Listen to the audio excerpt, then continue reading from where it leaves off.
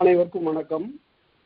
தொல்காப்பியத்தில் பொருளதிகாரத்தில் 8வது இயலாக அமைந்த செய்யுளியல் பற்றி நாம் பார்த்து கொண்டிருக்கின்றோம்.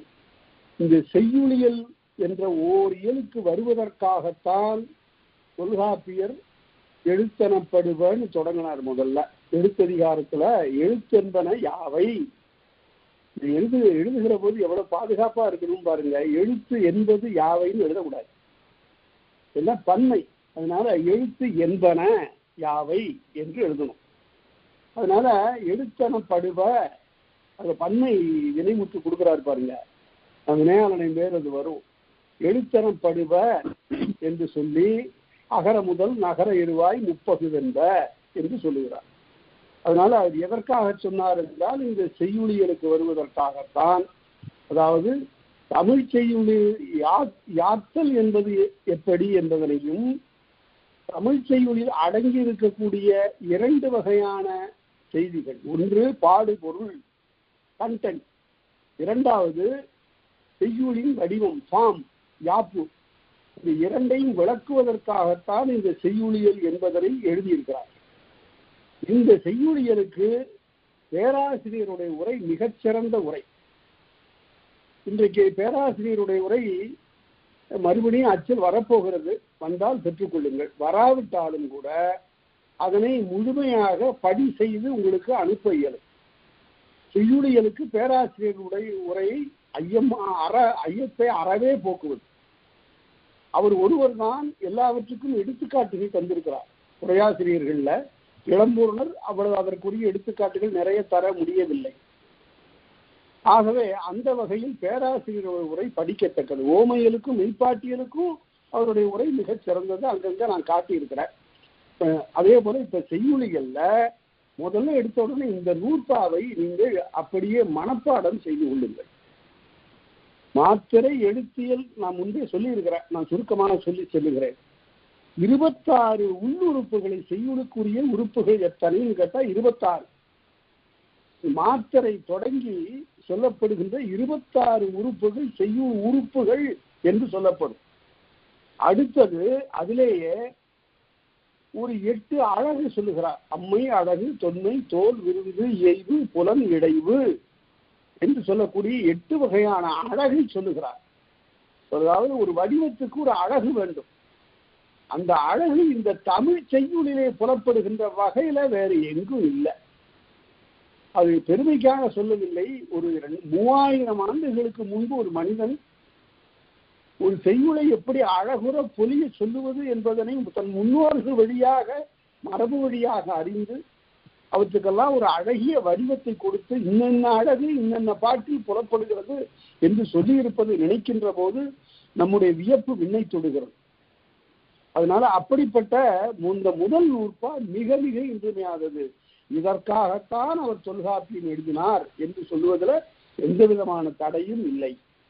அந்த 34 பகுதிகளை நாம் பார்த்தோம். அப்படி பார்த்து கொண்டு வருகிற போது அடிப்படை, இப்போது செய்யுளியல் படித்த பிறகு எல்லாரும் செய்யுள் எழுத வேண்டும், எழுத முடியும். அதற்காகத்தான் இப்ப இந்த இயல் தொடக்கத்திலிருந்து ஒவ்வொரு பாவிற்கும், ஒவ்வொரு பா வகைக்கும், ஒவ்வொரு பாவ இனத்திற்கும் உரிய எடுத்துக்காட்டுகளை நான் அவ்வப்போது எழுதி காட்டுகிறேன். அதை நீங்கள் அப்படியே பின்பற்றிக் கொள்ளலாம். அதுல எனக்கு தெரிந்த உங்களுடைய பயிலுகின்றவர்களுடைய பெயர்களை எல்லாம் சேர்த்து நான் கொடுப்பதற்கு முயற்சி செய்கிறேன்.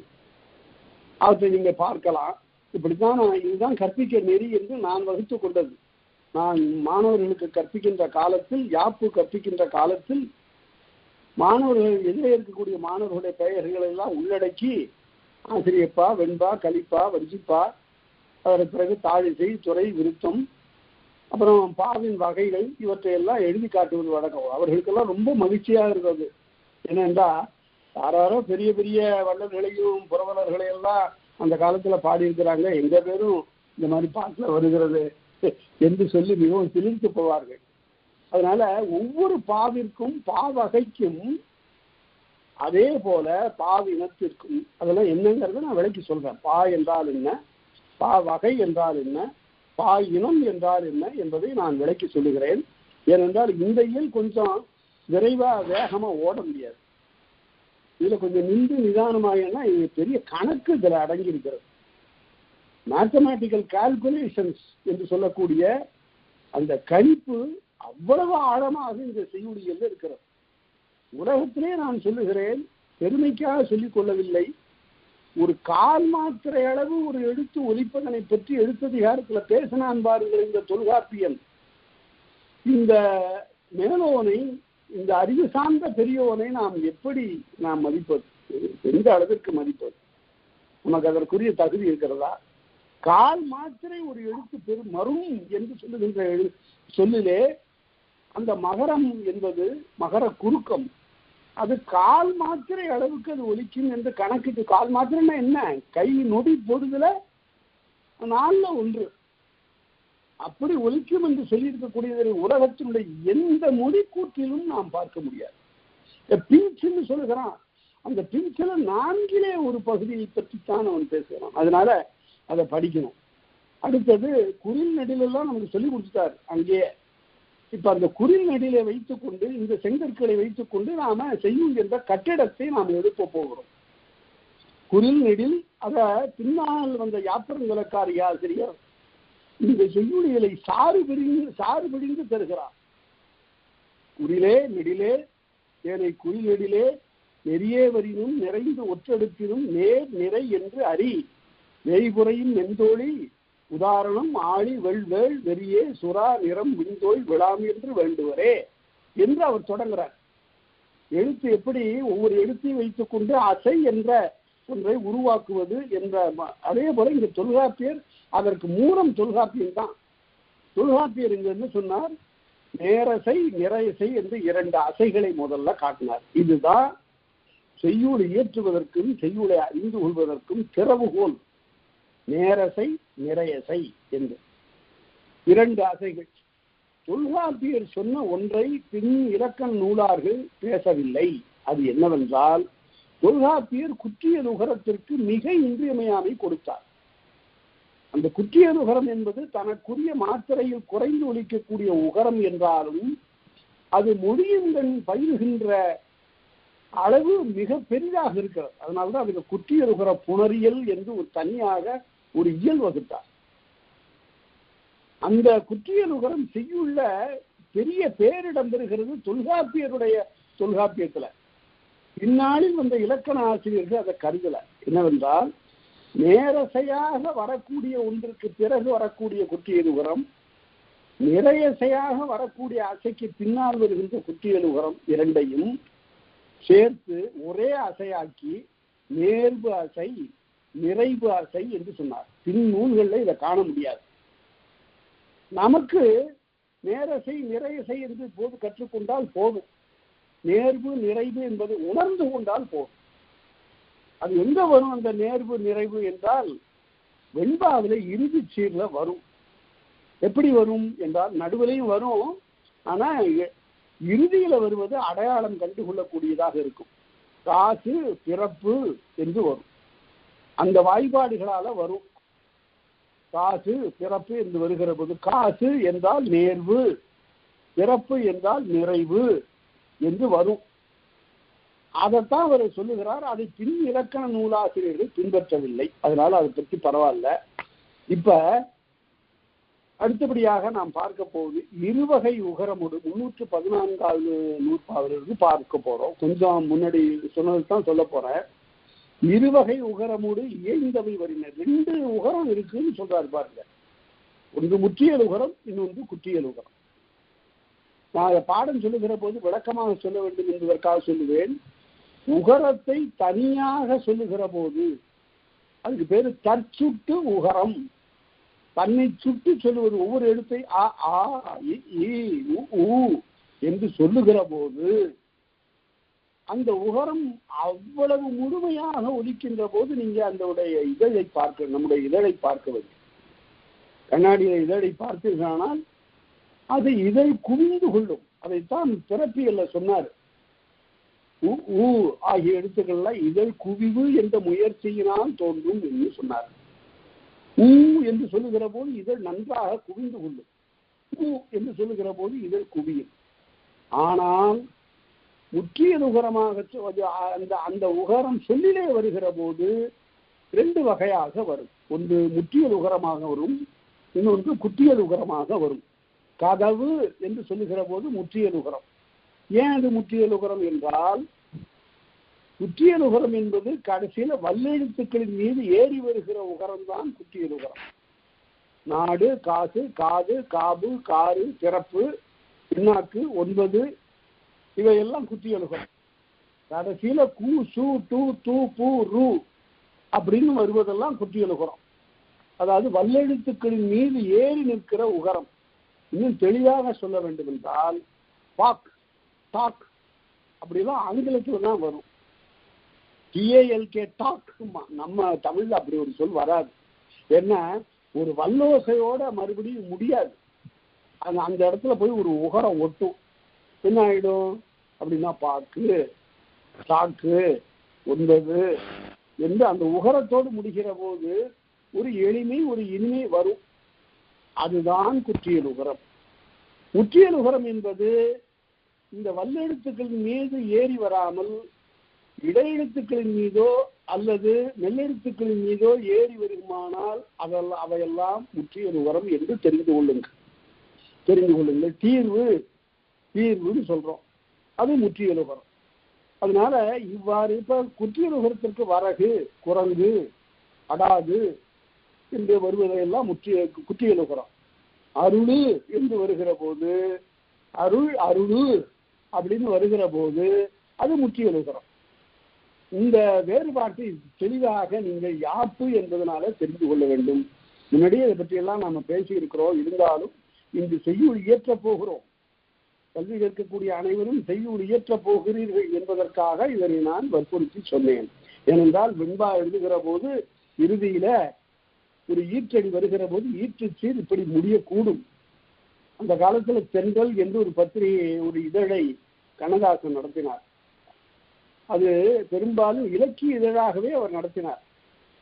அதை நிறைய பேர் வாங்கி அதனால பயன்பெற்றார்கள். நிறைய பேர் அதனால் பாடல் எழுதி பயிற்சி பெற்றார்கள். அப்ப அவர் ஈற்றடி கொடுப்பாரு, ஒவ்வொருத்தருக்கும் ஒவ்வொரு வாரமும் கொடுப்பாரு. குப்பையை போட்டு கொளுத்து அப்படின்னு கொடுப்பாரு. தூங்கிறது குற்றியல் உகரம். அந்த தென்றல் பத்திரிகையை அவர் ரொம்ப வெற்றிகரமாக நடத்தி கொண்டு வருகிற போது அரசியல் சூதாட்டத்தின் காரணமாக அந்த தென்றல் பத்திரிகை இரவோடு இரவாக ஒரு பெரிய முதலாளி விலைக்கு வாங்கிட்டு இவரை வெளியில போன்னு சொல்லிட்டாங்க. அதற்கு பிறகு மனம் ஒடுங்கி போய் ஆற்றாது அழுது அவர் வேறு ஒரு இதழை தொடங்கி அதில் எழுதுகிற போது அந்த தென்றல் தன்னுடைய கையை விட்டு போய்விட்டதே என்று அழுது பாடுகின்ற ஒரு பாட்டு இருக்குத, ரொம்ப காவிய நயமுடையது. அது எழுதுகிறார், சொல்கிறார், தன்பொதிகை விட்டு சரம்போல் எழுந்து வானில் தவழ்ந்து பெண் தனிமை விட்ட பெருமூச்சு போல் இறங்கி மண் தலையில் கால்பாவி மதித்தலையில் வாய் சுவைத்து சுற்ற கொடிகளுக்கு முற்றும் சுகமளித்து வையை நதியினிலும் வளர்பொன்னி மேனியிலும் கை வைத்து நடனும் கண்ணீரை தென்றல் என்பார். யான் கண்ட தென்றல் சென்னா புலவரவர் சிறந்தொட்ட தென்றலிலும் யான் கண்ட தென்றல் அகத்தடையில் வேறாகும். இது பெற்றோருக்கு பிள்ளை உறவே அற்றோருக்கு சொந்தம் காதலருக்கு சூதுமடல் பாலை மணக்க வரும் பாலகருக்கு தொட்டில் என்றெல்லாம் எழுதினார். அப்படி கடைசியில அத்தென்றல் தம்மை அறிவறியா பாலகர்வால் வைத்தேன் அதனால் வளர்ந்தகளை ஒடிந்ததம்மா என்று அழுதார். அதனால கையறு நிலையில தென்றல் பிரிந்து போன ஆற்றாமையினாலே கையறு நிலையில் பாடிய பாட்டுன்னு எழுதினார். அது அவருக்கு இயல்பாக இறைவன் கொடுத்த வரமாக இப்படி ஒரு செய்யுள் எழுதக்கூடிய ஒரு ஆற்றல் வந்தது.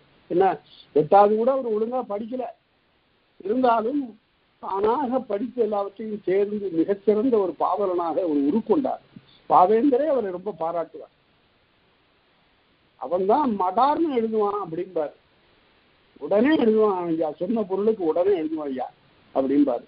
அதனால அந்த இடத்துல நாம குற்றியல் உகரம் முற்றியல் உகரம் ஆகியவற்றை எல்லாம் வெண்பாவில் இறுதியில வருகிற போது அறிந்து கொள்ளலாம். இப்ப அடுத்த நூற்பா குறில் இணை உகரம் அல்வழியான இந்த குற்றியல் உகரம் முற்றியல் உகரம் இவை 2 குறில் இணைந்து வரும் 2 நேரசை ஆகாது. ஆகா, நல்லா நினைச்சு பாருங்க. நாம இலக்கணம் சொல்லுகிற போது தனி குறில் என்பது நேரசைன்னு பார்த்தோம்.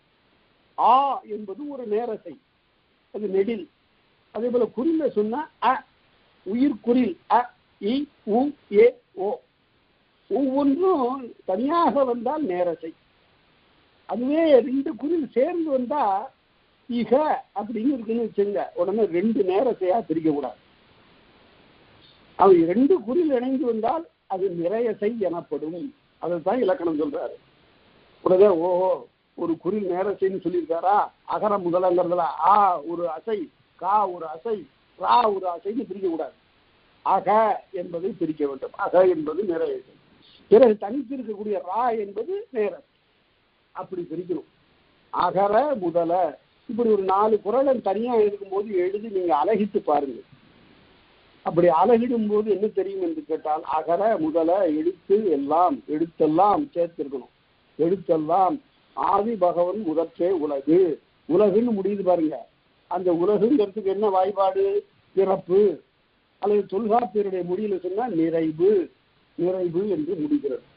அப்படி தெரிந்து கொள்ள வேண்டும். அதுக்காக தான் சொன்னாரு, தனிக்குறில் நேரசையாக ஆகும், ஆனால் 2 குறில் இணைந்து வந்தால் அது நிறையசையாகும் என்பதை அடுத்த நூற்பாவில் சொன்னார். அடுத்தது இயலசை முதல் 2 ஏனைய உரியசை.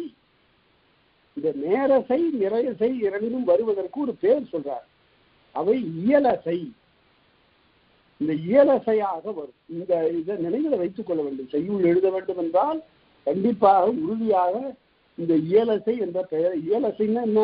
நேரசை நிறையசை, இவை 2க்கும் உள்ள பொது பெயர் இயலசை. அடுத்தது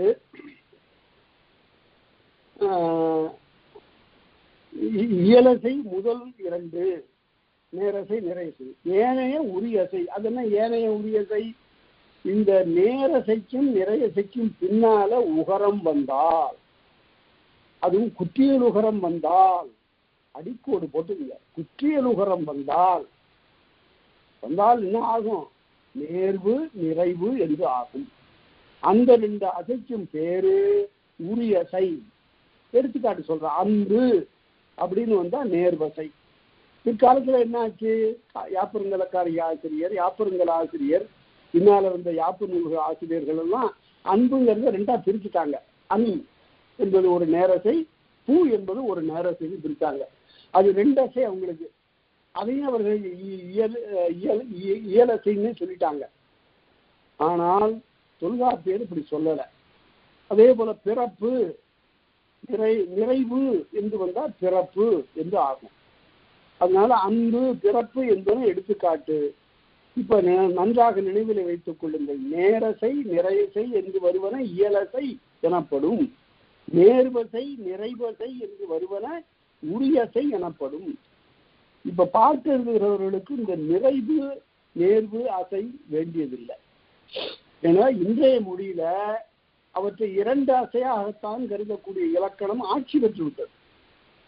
அதனால இப்ப நேர்வு நிறைவு என்று தெரிந்து கொள்ளலாமே தவிர அவை நம்முடைய பயன்பாட்டுக்கு அவை உதவுவதில்லை. அது பழைய இலக்கண அடிப்படையில் அவர் ரொம்ப நுணுக்கமா சொல்லியிருக்காரு. இப்ப அதற்கு வாய்ப்பாடு வகுத்து விட்டார்கள் பின்னால. காசு பிறப்பு என்று தொல்காப்பியத்திலும் வருகிறது. நாள் மலர் காசு பிறப்பு என்று இந்த 4 வாய்ப்பாடுகள். நாள் என்றால் நேரசையாக பெண்பாக முடிந்தால் நாள் என்று முடியும், நிறையசையாக முடிந்தால் மலர் என்று முடியும், 2 அசையாக முடிந்தால் காசு, நேராக முடிந்தால் காசு என்றாகும், நேராக முடிந்தால் பிறப்பு என்று ஆகும். இது பிற்கால இலக்கணப்படி இப்படி இதற்கு வாய்ப்பாடுகள் கொடுத்திருக்கிறார்கள். அவ்வாறு வரும். தொல்காப்பியர்களை நேர்வு நிறைவு என்று பகுத்தார். சரி, அடுத்தது தனிக்குறில் முதலசை மொழி சிதைத்து ஆகாது. 2 குறில் வருகிற போது அதே தான் சொன்னதே தான் திரும்ப வற்புறுத்தி சொல்லுகிறார். அகர முதல என்று வருவதில் ஆகா என்று 2 குறில் வருகிற போது அதனை 2 நேரசையாக பார்க்காதீர்கள். ஆகா 2ஐயும் சேர்த்து முதல்ல ஒரு நிறையசையாக பாருங்கள் என்று அவர் சொல்லியிருக்கிறார். சரி, ஏன் சொல்றாரு இத அப்படின்னா, சொன்னதே திரும்ப சொல்றாரு எதுக்கு அப்படின்னா காரணம் இருக்கிறது. சில செய்யுட்கள்ல அ ஆ அப்படின்னு வரும். அப்ப என்ன செய்யணும்? ஒரு குறிலும் ஒரு நெடிலும் சேர்ந்து வந்தா நிறையசை. குறில் நெடில் என்பது நிறையசை என்பது இலக்கணம். ஆனா எழுதுகிற புலவன் அப்படி அந்த பொருள் அவன் எழுதல, ரெண்டையும் சேர எழுதல. ஆ என்று எண்ணப்படும் என்று சொல்லுகிற போது ரெண்டையும் வேறு வேறா எண்ணி இருக்கிறான். அது நாலடியார்ல வருகிறது. ஆ என்று எண்ணப்படும், வியந்து எண்ணப்படும்ங்கிறதுக்கு அப்படி எடுக்கலாம். அப்ப ஒரு கமா போட்டுக்கலாம் நம்ம பிற்காலத்து வழக்கப்படி. அதெல்லாம் போட வேண்டியதுல பொருளறிந்து நாம பிரித்துக் கொள்ள வேண்டும் பழைய காலத்துல. அதனால இந்த ஆங்கிறத பிரித்து எண்ண வேண்டிய சூழலும் வரும். அந்த இடத்துல பிரித்து எண்ணிக்கொள்ளுங்கள் என்பதற்காக இந்த நூற்பாக சொல்றாரு. ரெண்டு குரில் சேர்ந்து வந்துட்டா அல்லது குரில் நெடில் சேர்ந்து வந்து விட்டால் அதனை நிறையசையாக கருதுங்கள். அடுத்து ஒரு கேள்வி உடனே நமக்கு உள்ளத்துல ஒரு வினா வருகிறது. என்ன வினா என்றால், இந்த புள்ளியை வச்சிருக்கிற மெய் எழுத்தெல்லாம் வருங்க, அது அசையலை என்ன செய்யறது அப்படின்னு. அதெல்லாம் தனி அசை ஆகுமா, அது நேரசையா அப்படின்னு கேட்டா, ஒற்றெழுத்தியற்றே குற்றியலுகரம்னாரு. இந்த ஒற்றெழுத்துகளுக்கெல்லாம் கணக்கு இல்லை. அதெல்லாம் குறில் நெடிலோடு சேர்த்து எண்ணப்படும். குறில் ஒற்று, நெடில் ஒற்று ரெண்டும் நேரசை. அதே போல குறில் நெடில் ஒற்று, இரண்டு குறில் ஒற்று, இவை நிறையசை. அதை தெரிந்து கொள்ள வேண்டும். அதே போல குற்றிய லுகரத்தையும் ஒற்றெழுத்தியற்றே, குற்றிய லிகரம் திருத்திக்கணும். அதை இப்போ இதில் அச்சில் கொஞ்சம் பிழையா வந்திருக்கு, மேலே சரியா எழுதியிருக்கிறாங்க புத்தகத்துல. ஒற்றெழுத்தியற்றே குற்றிய லிகரம் அருள் அல்லது யாதனில் அப்படின்னு சேர்ந்து வருகிற போது தீ வந்துருச்சு. அல்லது என்பது அல்லதின்னு வந்துருச்சு. அப்படி வந்தா அதை ஒற்றெழுத்து போல கருதி கொண்டு அழகிடுங்கள் என்று சொன்னார். அது எப்பொழுதாவது தான் வரும். சரி, அடுத்தது முற்றியலுகரமும் மொழி சிதைத்து கொளா முற்றல் இருந்தே ஈர்க்கடி மருங்கினும். இந்த முற்றியலுகரம் இருக்குத, இதையும் நாம எப்படி பிரிக்க வேண்டும் என்றால், அதனை பிரிக்கின்ற காலத்து நேர்வு நிறைவு என்று பிரித்து விடக்கூடாது. எடுத்துக்காட்டுக்காக சொல்றேன், வார் முரசுன்னு இருக்கு, உடனே நீங்க வார் மூணு பிரிக்க கூடாது. எப்பொழுதுமே இந்த ஒற்றுங்கிறது ஒரு எல்லை, அதோட கோடு போட்டுடணும். வார் முரசுன்னு வந்தா வாருங்கிறதோடு நிறுத்துங்க, அது நேரசை. அப்புறம் முரசுங்கிறத பார்த்தா அது நிறைவு என வரும். அப்ப நேர் நிறைவு என்பது அதனை அப்படி பகுக்கணும். ஒரேடியா வார் மூணு போயிடக்கூடாது. அதே போல முரம்பு, பரண் முரம்பு என்று வருகிற போது பரண் என்பதை ஒரு அசையாகவும் முரம்பு என்பதனை ஓர் அசையாகவும், அதாவது நிறைவு என்று வர வேண்டும். அவ்வாறு பிரிக்கணும்னு அவர் சொல்லியிருக்கிறார். அடுத்தது குற்றியலுகரமும் முற்றியலுகரமும் ஒற்றொடு தோன்றி நிற்கவும் பெருமே. எப்படி? குற்றியலுகரம் முற்றியலுகரம் இரண்டும் ஒற்றோடு சேர்ந்து வரும். எப்படி வரும்? உறங்கு. உறங்கு என்பதுல உற இங்கு பிற்காலத்து இலக்கணப்படி இதை பிரிக்கணும்னா உறங்கு இன்னும் பிரிச்சுட்டு கூங்கிறத தனியா பிரிக்கணும் பிற்காலத்து இலக்கணப்படி. ஆனா தொல்காப்பிய இலக்கணப்படி இது நிறைவு. உறங்குங்கிறது நிறைவு. உறங்கும் அப்படின்னா அதை எப்படி பிரிக்கணும்? நிறை நேர்னு பிரிக்கணும். உறங்குங்கிறத நிறைவு என்று சொல்ல வேண்டும். ஒரே அசைதான், உரியசை.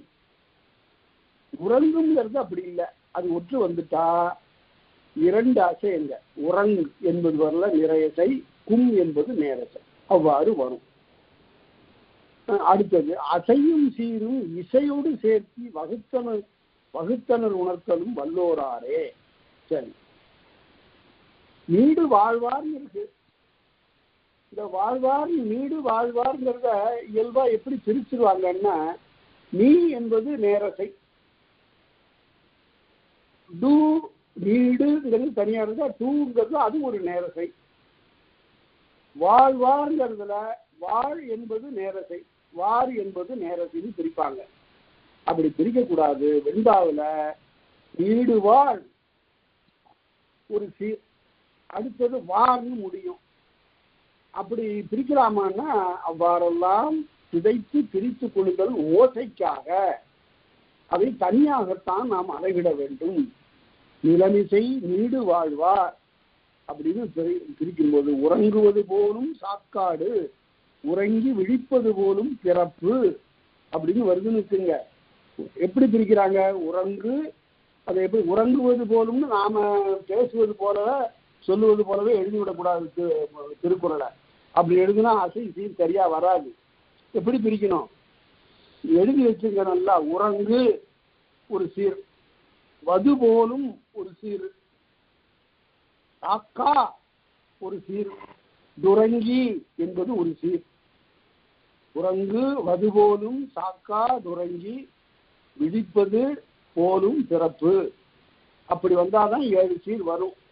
எதுக்காக அப்படி பிரிக்கிறாங்க? பின்னாடி தலைக்காக அப்படி பிரிக்கிறார். பின்னால இப்ப சீரை பற்றி படித்துக் கொண்டிருக்கிறோம், பின்னால தலை பற்றி படிக்கிற போது அது தெரியும். அதனால இப்படித்தான் நாம் எழுத வேண்டும். 7 சீர் கொண்ட ஒரு குறளை எழுதுவதென்றால் வாக்கியம் உரைநடையில் எழுதுவது மாதிரி எழுத முடியாது. 7 சீர் வரணும்னா அது எப்படி வரணுங்கிறது இலக்கண இனிமேல் சொல்லப்படும். நான் நிறைய உங்களுக்கு குறட்பா எழுதி காட்டுறேன். திருவள்ளுவர் திருக்குறள் எழுதியிருக்கிறார். இப்ப அதே போல நாம நம்முடைய பாடத்திற்கு சில குறட்பாக்களை எழுதலாம். இந்த வாய்ப்பாடுகளை கொண்டு இப்படி இப்படி முடியும் என்று காட்டலாம். இப்படி சொல்லை வெற்றி கொள்ள வேண்டும். அதுக்கு தான் ஒரு சொல்ல, அசையும் சீரும் இசையோடு சேர்த்தி ஓசையோடு இணைத்து பார்த்து வகுத்து சொல்ல வேண்டும். அதுதான் வல்லோர் ஆறு என்று சொன்னார். இது வரையில உங்களுக்கு எழுத்து அசை பற்றி சொல்லியிருக்கிறார். 26 உறுப்புகளை பற்றி பேச வேண்டும் ஆசிரியர். 26 உறுப்புகளை பற்றி பேச வேண்டிய ஆசிரியர் இப்போது நமக்கு 2 உறுப்புகளை பற்றி பேசியிருக்கிறார். எழுத்து அசை, மாத்திரை, எழுத்து அசை என்று 3 உறுப்புகளை பார்த்திருக்கிறோம். அடுத்தது சீர். இந்த சீர் என்றால் ஒரு புலவன் ரொம்ப அழகா இடைக்காலத்துல சொல்லுவான், என்ன சீர் கொண்டு வந்திருக்கிறாய்ன்னு கேட்பான். எனக்கு என்ன சீர், என்னுடைய பெண்ணை திருமணம் செய்து கொள்ள வேண்டும் என்று வந்தாயே, நீ என்ன சீர் கொண்டு வந்திருக்கிறாய்? அவனும் சொல்லுவான், நேரசை சீர் கொண்டு வந்தேன், நிறசை சீர் கொண்டு வந்தேன், வெண்பா உரிச்சீர் கொண்டு வந்தேன், வஞ்சி உரிச்சீர் கொண்டு வந்தேன்பா. இதெல்லாம் இருக்கும்போது என்னையா பெரிய சீர் வேண்டியிருக்கு அப்படின்னு சொல்லுவான். அதாவது கவிஞர் சுரதா ஒரு முறை கவிதை இதுல இருக்கும்போது, என்னையா ஒரேடியா தேமாங்காய் சீரா எழுதியிருக்கிற பாட்டுல அப்படின்னு ஒருத்தர் கேட்டாரு. ஆமாம், ஊறுகாய் போடுவதற்கு உதவும் என்பதால்மா. தேமாங்காயா எழுதியிருக்கிறீன்னு கேட்டதற்கு, ஊறுகாய் போடுவதற்கு தேமாங்காய் சீர் மிகவும் பெய்துள்ளேன், ஊறுகாய் போடுவதற்கு உதவும் என்பதால் அப்படின்னு எழுதினாரு. அதனால சீர் என்பது ஒழுங்கு என்ற பொருள் உடையது.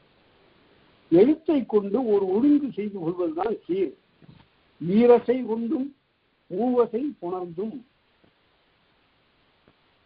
சீர் எங்கு இற்றது சீரெனப்படுது. 2 அசை வரலாம் ஒரு சீர்ல, 3 அசை வரலாம், 4 அசைங்கிறத பின்னால சொல்ல போறாரு. முதல்ல இப்ப அடிப்படையில ஒரு அசை கூட சீராகும். எங்க ஆகும்? இப்ப பார்த்தோம்ல, வீடு வாழ்வார், வாருங்கிறதுல ஒரு அசை, அது ஒரு சீர்ப்ப. அது வெண்பா முடியும் போது அப்படி ஒரு சீராக வரும். ஒரு அசையும் ஓரசையே நின்றும் சீராங்கிறாரு வியாபாரங்களக்காரிகையில. ஒரு அசையே நின்று கூட சீராவது உண்டு. அடுத்து 2 அசை சேர்ந்து ஒரு என்ன 2 அசை வரும்? நேரசை, நிறையசை. இந்த இடத்துல கொஞ்சம் நினைச்சு பாருங்க. 2 அசை சேர்ந்து வந்தா என்ன ஆகும்? நேர் நேர் என்று வரலாம், நிறை நேர் என்று வரலாம், நேர் நிறை என்று வரலாம், நிறை நிறை என்று வரலாம். 4 வகையா வரலாம். 2 அசையாக இருந்தால் அது 4 வகையாக அடுக்கி வரலாம். ஈரசை, நாற்சீர், அகவற்குரிய அப்படின்னாரு. 2 அசையாக சேர்ந்து வரக்கூடியது எத்தனை வரும்? 4 வரும். ஈரசை, நாற்சீர், நேர் நேர், நிறை நேர், நேர் நிறை, நிறை நிறை. இந்த 4ற்கும் பேர் என்னன்னு கேட்டா அகவர் சீர் அல்லது ஆசிரிய சீர் என்று பேர் இதற்கு உண்டு. இப்ப உண்டாங்கிறத பிரிங்க. என்பது ஒரு சீர், ஒரு அசை. தான் என்பது ஓரசை. இது ஈரசை. நேர் நேர். தேமா. தேமாங்கிறத பிரிச்சிங்கனாலும் நேர் நேர்னு வரும். அதே போல உண்ணாதான், இது மூவசை. உன், நா, தான் என்று 3 அசையாக பிரியும். அது என்னாகும்? தேமாங்காய் என்று ஆகும். அதனால ஒரு சீர், இந்த 4 சீர் பார்த்தோம். என்ன சீர் பார்த்தோம்? நேர் நேர், நிறை நேர், நேர் நிறை, நிறை நிறை, இந்த 4 சீர் பார்த்தோம். இந்த 4ஓடையும் பின்னால ஒரு நேர விட்டுருந்தீங்கன்னா காய்ச்சீர் வந்துடும். தேமாங்காய், புளிமாங்காய், பூவிளங்காய், கருவிளங்காய்ன்னு வந்துடும். சரி, 4ஓடையும் நேர் தான் விட்டுணுமா? நிறை விட்டுனீங்கன்னா என்ன ஆகும்? கனிச்சீர் ஆயிடும். தேமாங்கனி, புளிமாங்கனி, பூவிளங்கனி, கருவிளங்கனின்னு வந்துடும். அதனால ஒரு நேரசை ஒட்டினால் காய்ச்சல் கிடைச்சிடும், நிறையசை ஒட்டினா கனிச்சீர் கிடைக்கும். அதனால எத்தனை சீராட்சி பாருங்க? 4 4 8 ஆச்சு. அதனால அவற்றிலே இன்னும் மிகுதியாக பெருக்கி பார்த்தீர்களான, உள்ளார வேறுபாடு செய்து பார்த்தீர்களான 16 சீர் வரும். சரி, இப்ப அடுத்தபடி பார்ப்போம். அது எல்லாவற்றையுமே விடாம நாம் எல்லாவற்றையும் பார்த்து விடலாம். இயலசை மயக்கம் இயற்சீர், நேர் நேர், நிறை நேர், நிறை நிறை, நேர் நிறை என்று வருகின்ற 4 சீரும் இயற்சீர் எனப்படும். இயலசை மயக்கம்னா கலத்தல்னு பொருள். அதாவது மாலை என்றாலே மயக்கம் என்று பொருள். பூக்கள் மயங்குதல் மாலை, பொழுது மயங்குதல் மாலை பொழுது என்று ஒன்னா சேருது. பல பூக்கள் ஒன்றாக சேருவது மாலை. மால் என்றால் மயக்கம் என்று பொருள். வேற்றுமை மயக்கம்னு பாருங்க, ஒரு வேற்றுமை உருவு இருக்க வேண்டிய இடத்துல இன்னொரு வேற்றுமை உருவு வந்து சேரும். அதனால ஒன்றாக இணைதல், சேருதல் என்று பொருள் இந்த மயக்கம்ங்கிறதுக்கு. இயலசை மயக்கம், சீர்கள் 2ஆக வந்து மயங்குதல் என்பது, சேர்தல் என்பது இயற்சீர் எனப்படும். ஏனை உரியசை மயக்கம் ஆசிரிய உரிச்சீர். இந்த உரியசைன்னு பாருங்க, ஆசிரிய உரிச்சீர் எப்படி வரும்னா நேர்வு, நிறைவு என்று வருவன எல்லாம் அப்படி அந்த நேர்வு அசையும் நிறைவு அசையும் சேர்ந்து வருவன ஆசிரிய உரிச்சீர் என்று சொல்லப்படும் என்று சொல்கிறார். நேர்வசையும் நிறைவசை அது எப்படி வரும்? மேல பார்த்தீங்க, நேர் நேர், நிறை நேர், நிறை நிறை, நேர் நிறை, இவை இயற்சீர்னு பார்த்தோம். ஆசிரிய உரிச்சீர் எப்படி வரும்? நேர்வு நேர்வு, நிறைவு நேர்வு, நிறைவு நிறைவு, நேர்வு நிறைவு என்று ஆசிரிய உரிச்சீர் 4 வரும். இப்ப என்ன தெரிந்து கொண்டோம்? இயற்சீர் 4, ஆசிரிய உரிச்சீர் 4. இவையெல்லாம் ஆசிரியப்பாவிற்கு உரியவை. இவையெல்லாம் ஆசிரியப்பாவிற்கு உரியவை என்று கருதப்படும். இவற்றை வைத்துதான் ஆசிரியப்பா எழுதும். இப்ப ஆசிரியப்பா எழுதுகிற போது 2 அசை 2 அசையாக தான் ஒரு சீர் வரும். நடுவுல எங்காவது ஒரு காய்ச்சீர் வரலாம். நடுவுல எங்காவது ஒரு காய்ச்சீர் வரலாம். அதற்கு இலக்கணம் சொல்ல போகிறார் பின்னால. இப்ப நான் வந்து ஒரு எடுத்துக்காட்டுக்காக ஒரு ஆசிரியப்பா இலக்கண எடுத்துக்காட்டுக்காக எழுதியிருக்கிறேன். அதுல இந்த பயில்கின்றவர்களுடைய பெயர்களை கேட்டேன். அதுல ஒரு 10 பேர் கொடுத்துருந்தாங்க. அந்த 10 பேர் வச்சு நான் எழுதியிருக்கிறேன். அதை சிலர் பார்த்திருக்கலாம். பாடற்கினிய பண்பார் அகவல் நாடக்கேட்ட நலத்தகு நல்லி.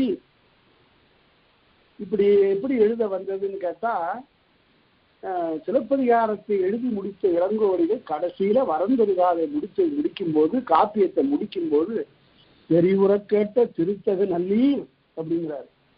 இதுவரையில கேட்ட பெருமக்களே, நல்லவர்களே, பரிவும் எடுக்கணும் பாங்குற நீங்களும் அப்படின்னு சொல்றார். அதனால துன்பமும் தொடர்ந்து வருகின்ற இன்னலும் ஆகியவற்றிலிருந்து நீங்கள் விடுபடுங்கள் என்று மங்களமாக எழுதி முடிக்கிறார் தன்னுடைய பாட்டை. அதே போல பாடற்கினிய பண்பாரகவல் நாடக்கேட்ட நலத்தகு நல்லீர் தமிழ்கடன் புரியும் தகமை சார்ந்த இமிழ்கடல் ஹவாயாம் இனிய கடற்துறை வாழும் வைதேகி வாழிய நன்றே.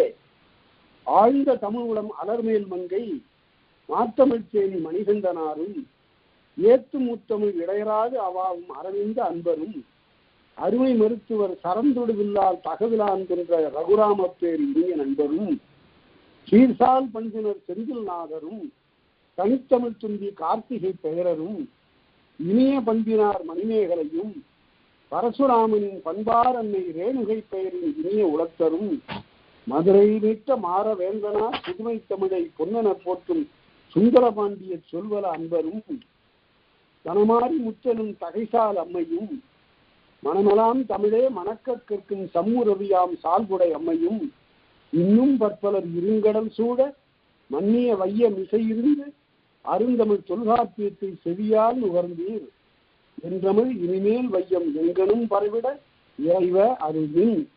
இப்படி ஒரு பெரிய ஆசிரியப்பா. இந்த ஆசிரியப்பாவில் என்ன வசதினா எத்தனை அடிகள் வேண்டுமானாலும் எழுதி கொண்டு போகலாம். 1000 அடி கூட எழுதலாம். உலகத்திலேயே மிக நீண்ட ஆசிரியப்பாவை எழுதிய பெருமை யாருக்கு உண்டு என்றால் 1000 அடிகளுக்கு மேல போயிட்டார். அப்படி எழுதியவர் வள்ளற் பெருமான் ராமலிங்க சுவாமி. அவர் அருட்பெருஞ்சோதி அகவல்னு எழுதியிருக்கிறார். அவ்வளவு நீண்டது, அது பாட்டுக்கு போயிட்டே இருக்கும். எழுதுவதற்கு மிக எளிதாக ஓட்டமாக உள்ளது இந்த ஆசிரியப்பா. ஈரசையா எழுதிட்டு போகணும். இப்ப நீங்க எழுதுங்க என்னமே 2 அசையா எழுதிட்டே போங்க. நடுவுல ஒரு காய்ச்சீர் வரலாம், ஒரு மூவசை சீர் வரலாம். அவ்வாறு வருவது ஆசிரியப்பா என்று நாம் இந்த எடுத்துக்காட்டு இனி ஒவ்வொரு பா வகைக்கும் பா இனத்திற்கும் நான் எடுத்துக்காட்டு காட்டுவேன். அதுல எஞ்சியவருடைய பெயரெல்லாம் வரும். அடுத்து உரியசை மயங்கினும் இப்ப தேமா புளிமா கருவிளம் கூவிளம்னு சொன்னோம். அதே போல நேர்வு நேர்வு நிறைவு நேர்வு நிறைவு நிறைவு நேர்வு நிறைவு என்பதற்கு எடுத்துக்காட்டு பேராசிரியர் காட்டியிருக்காரு. ஆற்று நோக்கு, ஆற்று வரவு, வரகு சோறு, வரகு தவிடு அப்படின்னு வந்தா இதெல்லாம் நேர்வு நேர்வு நிறைவு நேர்வு நிறைவு நிறைவு நேர்வு நிறைவு என்று வரும். சரி, அடுத்தது உரியசை மயங்கினும் ஆசிரிய உரிச்சீர் முன் நிறை உரினும் அன்னவாகும். உரியசைக்கு பின்னால, உரியசைங்கிறது நேர்வு நிறைவு என்று சொல்லக்கூடிய அசை, அதற்கு பின்னால் நிறைவரினும் அது உரியசை மயக்கமாகிய ஆசிரிய உரிச்சீர் எனப்படும். எப்படி? நேர்வு நிறை அப்படின்னு ஒரு 2 சீர் கொண்ட 2 அசை கொண்ட ஒரு சீர். அடுத்தது நிறைவு நிறை அப்படின்னு வருகிறது. வந்தால் அதுவும் ஆசிரிய உரிச்சீரே ஆகும் என்று பார்த்தோம். அதுக்கு எடுத்துக்காட்டுகள் நிறைய எடுத்துக்காட்டு. நீடு கொடி என்பது நேர்வு நிறை, அதுவும் ஆசிரிய உரிச்சீர் தான். அடுத்தது நேரவன் நிற்பின் இயற்சீர்பால. இந்த நேர்வு நிறைவுங்கிறதுக்கு அடுத்து யார் போல தனித்தனியா நிக்குதுன்னு வச்சுங்க. நேர்வுன்னு ஒண்ணு நிக்குது, நிறைவுன்னு ஒண்ணு நிக்குது. இதனை அடுத்து நேர்னு வந்தா, நேர்வு நேர் நிறைவு நேர்னு வந்தா அதுக்கு இயற்சீர் ஆகும். அதுவே நிறை என்று வந்தால் அடுத்த நூற்பாவில நேர்வு நேர் நேர்வு என்று வந்தாலும் நிறை நேர்வு என்று வந்தால் அவைகளெல்லாம் இயலசை ஈற்று முன் உரியசை வரினே நிறையசை இயலா ஆகும் என்ப. இறுதியில நிறையசை வந்தால் அந்த நேர்வு நிறைவு நேர்வு நிறைவு என்று வந்தால் நிறை என்று கொள்ளப்படும். அலகிடுகிற போது நிறைக்கு அது சமமாக அது கொள்ளப்படும் என்று சொன்னார். அதாவது இது எதுக்காக சொல்லியிருக்காருன்னா, இந்த குற்றியல் உகரத்துக்கு அழகு இல்லை. அதை ஒரு ஒற்றை எழுத்து மாதிரி கருதி கொண்டு நீங்கள் அழகு செய்து கொண்டு போகலாம். நேர்வு அப்படின்னு வந்தா இன்னொரு இரு வந்ததாக நினைச்சுக்கலாம். நீங்க அதுக்கு தனியாக அழகிட வேண்டியதில்லை. அடுத்தது அளவடை அசைநிலையாகும். இந்த அளவடையில வருகிற போது அளவடை அசைநிலை ஆகலும் உரித்தே. ஆழி இருக்குங்க. ஆ நெடில், ஈ குரில். ஆழின்னா கடல், சக்கரம், இதெல்லாம் வெவ்வேறு பொருள். இந்த ஆழிங்கிறத உங்கள்கிட்ட கொடுத்து அலைகிட சொன்ன நீங்க என்ன பண்ணுவீங்க? ஆ நேரசை, ஈ நேரசை, 2 நேரசை வந்திருக்கிறது, அதுக்கு பேரு இயலசை. அதாவது சொன்னா நேர்னு சொன்னா தேமா அப்படின்னு சொல்லிட்டீங்க. இப்ப இதுதான் இப்ப எதிர்பார்க்கிற இலக்கணமே. ஆனால் ஆழிங்கிறது அளவெடுத்துட்டா ஆ அப்புறம் ஒரு குறிலா வருது. அது நீட்டியதற்கு அடையாளமாக அது எப்படி படிக்கணும்? ஆழின்னு படிக்க கூடாது, ஆழின்னு படிக்கணும். அப்படி படிக்கிற போது ஆ என்பதை ஒரு அசையாக பிரித்து விட்டு அழி என்பதனை ஒரு அசையாக பிரிக்கணும். இந்த இடத்துல என்ன ஆச்சுன்னு கேட்டா அளவடை ஒரு அசை தகுதியை பெற்றுவிட்டதுங்கிறார். அளவடையாக வந்த எழுத்து ஒரு அசையாகிவிட்டது. சில சமயங்கள்ல இது சீரும் கூட ஆகும். அதையும் பின்னால பார்ப்போம். அடுத்தது ஒற்றளவெடுப்பினும் அற்றன முடிவ. 2 ஒற்று, சில சமயத்துல 3 ஒற்று கூட சேர்ந்து வரும். ஆங்கில மொழியில பாத்தீங்கன்னா ஸ்ட்ராங்கும்பா. அப்ப எஸ் ஒரு மெய்யெழுத்து, டி ஒரு மெய்யெழுத்து, ஆர் ஒரு மெய்யெழுத்து, அப்புறம்தான் ஓ ஒரு உயிரெழுத்து வருது. 3 மெய்யெழுத்து சேர்ந்தாலும் ஒரு சொல்லினுடைய முதல்ல வருது. தமிழ்ல எந்த இடத்துலையும் ஒரு மெய்யெழுத்து கூட சொல்லுக்கு முதல்ல வராது. முதல்ல கண்டிப்பாக ஒரு மெய்யெழுத்துல சொல் தொடங்காது. உயிர் இல்லாம மெய் வராது. மிகப்பெரிய தத்துவம். உயிர் இல்லாமல் மெய் இயங்காது அப்படிங்கிறது அப்படி நினைச்சு பார்க்கணும். அதனால அப்படி சொல்லும் போது 2 ஒற்று நம்மகிட்ட சேர்ந்து வர்றது உண்டு. ஈர்க்கு அப்படின்னு வருகிற போது இரு இக்கு 2 சேர்ந்து வருது. சேர்ந்து வந்தா என்ன செய்யறது, எப்படி அழகிடுவதுன்னு நீங்க கேட்டீங்கன்னா இரு இக்கு 3 சேர்ந்து நேரசை. அதுக்கு என்ன மதிப்பு அப்படின்னு கேட்டா இந்த ஈங்கிற ஒரு நெடில் தான் மதிப்புக்குரியது. இந்த 2ம் அதுக்கு எந்த விதமான 3 வயசுக்கு கீழே உள்ள பிள்ளைகளுக்கு கட்டணம் இல்லைங்கிறது மாதிரி அந்த 2க்கும் அழகிட வேண்டிய தேவையில்லை. ஈர்க்கு அப்படின்னு வருகிற போது ஈர்க்குன்னு சொன்னீங்கன்னா இரு இக்கு நேரசை கூ நேரசை 2 நேரசை இயலசை தேமா அப்படின்னு சொல்லுவோம். ஈர்க்கு. ஆனா செய்யுட்கள்ல இந்த ஒற்று கூட அளவெடுக்கும். எப்படி இலங்கு அப்படின்னு எழுதுறாரு நாவுக்கரசர். இந்த தேவாரத்துல என்ன அருமையான ஒரு பாட்டு அது. இந்த பக்தி இலக்கியத்தை இந்த நாட்டில் புறக்கணிப்பது இருக்கிறது அது அடாத குற்றம். எவ்வளவு பெரிய செல்வம் என்று கருதுகிறீர்கள். என்னென்னலாம் எப்படியெல்லாம் இறைவனும் பாடியிருக்கிறாரு. இறைவன் மேல நம்பிக்கை இல்லைன்னா கூட அந்த மொழி அதனை பேசுவதற்கு எடுத்துக்கொண்ட அந்த சொற்களும் தொடரும் நம்முடைய உள்ளத்தை எப்படி உருக்குகிறது. ஆட்டுவித்தால் யார் ஒருவர் ஆடாதாரு அப்படின்னு பாடுறார் நாவுக்கரசர். இந்த பாட்டுல இருக்கிற உள்ளே இருக்கக்கூடிய மெய்யியல் பொருள் எல்லாம் எப்படி விரித்து சொல்லுவது. அதனால ஞானசம்பந்தருடைய பல யாப்பு சோதனைகளை செய்து பார்த்தவர் திருஞான சம்பந்தர். அதனால அவ்வாறு நாம பார்க்கணும். அங்கெல்லாம் எந்த இலக்கியத்தையும் நாம புறக்கணிக்க முடியாது. 25 நூற்றாண்டுகளில் நமக்கு நம்முடைய பாட்டன்மார் எழுதி கொடுத்து விட்டு போன இலக்கியங்கள் அதனை விட பெரிய செல்வங்கள் நாம இனி தேட முடியாது. எல்லா இலக்கியமும் தான் படிக்கணும். ஆனா என்ன ஆயிடுச்சுன்னு கேட்டா பெரிய பெரிய நிறுவனங்கள்லாம் இப்ப நாவல் தான் ஆராய்ச்சிக்குரியனவாக இருக்கின்றனவே தவிர பழைய இலக்கியங்களுக்கும் போவதில்லை, இடைக்கால பக்தி இலக்கியங்களையும் படிப்பதில்லை. பெரிய காப்பியங்களாக இருக்கக்கூடிய கம்பராமாயணம், பெரிய புராணம் போன்ற நூல்களையும் நாம் தேடுவதில்லை. அந்த மாதிரி ஒரு நிலை வரக்கூடாது. எளிதா படிக்கலாங்கிறதுக்காக நாவலை படிக்கிறார். ஆனால் இந்த நாவல் என்பதுல பெரிய ஆராய்ச்சியெல்லாம் கூட நிகழ்கின்றன. சமுதாய அடிப்படையில் நான் வேண்டாம் என்று சொல்லவில்லை.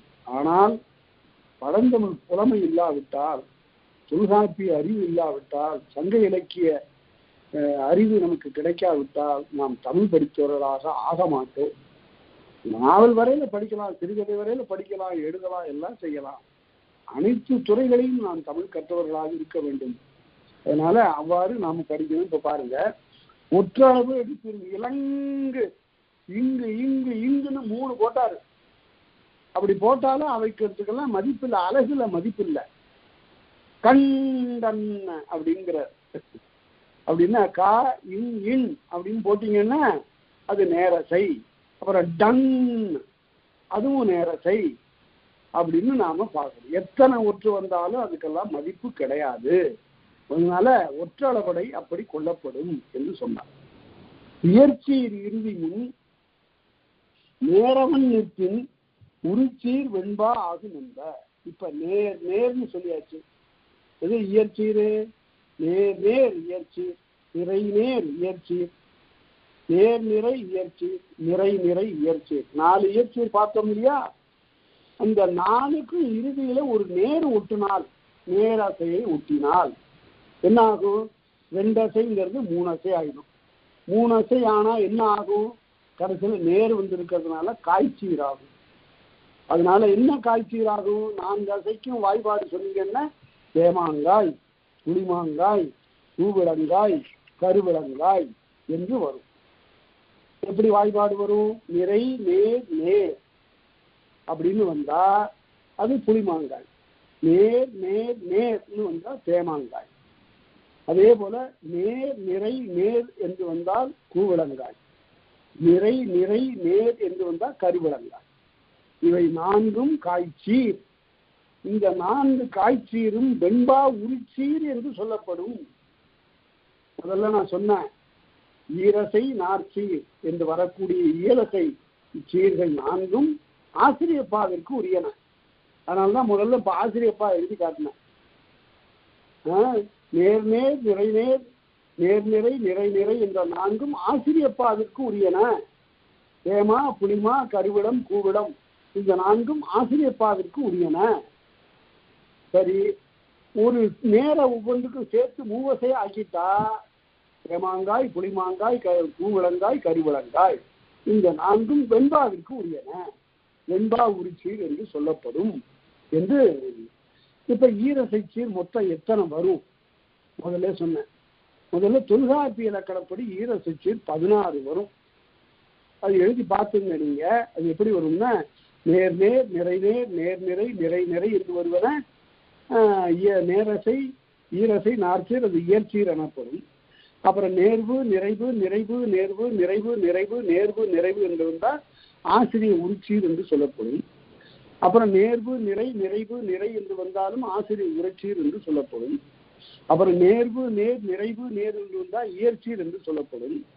நேர்வு நிறைவு என்று வந்தால் உரிச்சீர் என்று சொல்லப்படும்.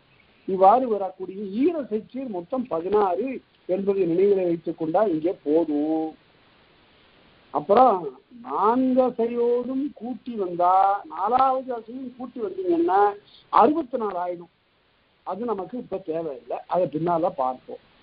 அடுத்தது இப்ப என்ன எதுக்கு இலக்கணம் சொல்லியிருக்காரு? ஆசிரிய உரிச்சீர் சொல்லிட்டாரு, வெண்பா உரிச்சீர் சொல்லிட்டாரு. 2 பாவுக்குரிய சீர இலக்கணம் முடிச்சாச்சு. 2 பாவுக்குரிய சீர் இலக்கணத்தை தெளிவாக சொல்லி இருக்கிறார்.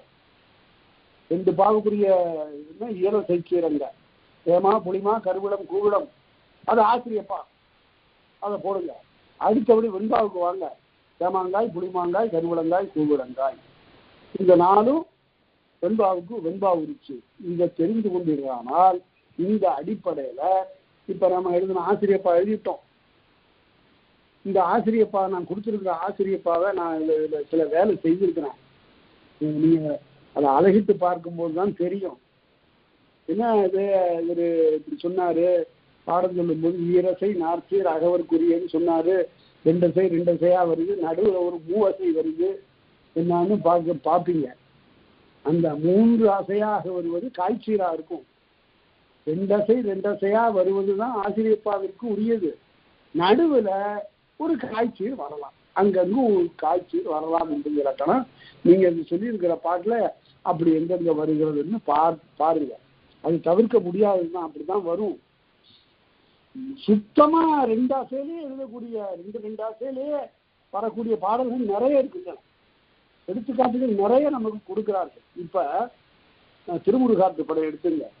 உலகம் முதல்ல நமக்கு அருமையா கிடைக்கிற பாட்டு, மிக உயர்ந்த ஒரு பணுவல் தெய்வத்தை நோக்கி அந்த பாட்டுல அந்த ஆசிரியர் நக்கீரன் என்னென்ன அழகெல்லாம் செய்திருக்கிறாங்கிறத உற்று படித்து பார்த்தீங்கன்னா தெரியும்.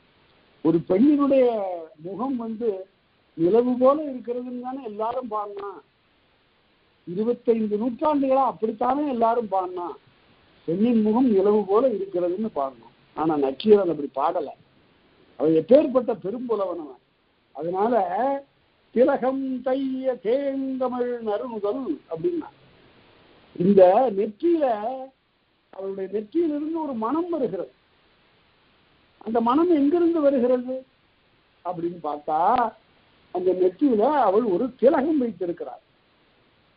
அந்த திலகம் அப்படி மணக்கிறது. இந்த கற்பனை தாங்க பின்னால பாவலர் சுந்தரனாருக்கு தெற்கணமும் அதிர்ச்சிறந்த திரவிடனல் திருநாடும் தக்க சிறு பிறைநுதலும் தரித்தனரும் திலகம் உண்மைன்னா, நக்கீரனார் பாடிய அந்த ஒரு அடிதான் அவருக்கு நெற்றியை வெறும் பாழ் நெற்றியாக சொல்லக்கூடாது, அது மங்களம் இல்லை. நக்கீரனார் நினைத்தார், திலகம் தைய தேங்கமிழ் நறுமுதல், மனம் வீசுகின்ற நெற்றி. மனத்திற்கு எது காரணம்? அங்கே வைத்திருக்கின்ற பொட்டு, அந்த அதிலிருந்து வருகின்ற மனம். அதனால அவன் முகத்தை பற்றி சொல்லுகிற போது பொட்டு வைத்த நிலவு போல அப்படின்னு சொன்னான். பொட்டு வைத்த நிலவு போல. அதை கண்ணதாசன் சினிமா பாட்டு எழுதுகிற போது பொட்டு வைத்த வட்ட முகம். அதனால எல்லாம் நாம முன்னோர் கொடுத்த செல்வம் தான். அதுதான் நாம இப்படி எல்லாம் வாங்கி பெரிய தங்க பாலங்களா கொடுத்து போனாங்க. பொட்டியில வச்சு பூட்டி விட்டு நாம அதை பத்தி சிந்திக்கிறதே இல்லை. அன்றாடம் வறுமையில ரொம்ப சங்கடப்படும். திலகம் செய்ய தேங்கமிழ் நறுமுதல். இப்ப எதுக்காக சொன்னேன்னு கேட்டா, அந்த முருகாற்றுப்படை எடுத்து பாருங்க. உலகம் உவப்ப வலநேர்வு திரிதரு அப்படிங்கிறதுல முதல் அடி அது. நச்சினாருக்கு ஆசிரியர் நச்சினாருக்கு உரை எழுதுகிற போது உலகம் என்ற மங்கள மொழியார் கூறினார். உலகங்கிறது ஒரு மங்கள சொல்லலாம். எந்த தினையும் தொடங்குகிற போது உலகம் வாழ்க என்று சொல்லி தொடங்குங்கள், அது உங்களை வாழ்விக்கும்.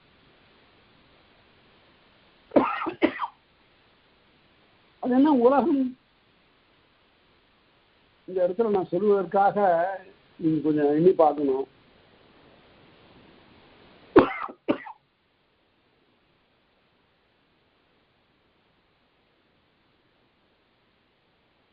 உலகம் அப்படிங்கிறது ஒருத்தர் எழுதினாரு, லோகம் என்பதனுடைய பிரிவுன்னு எழுதினார்.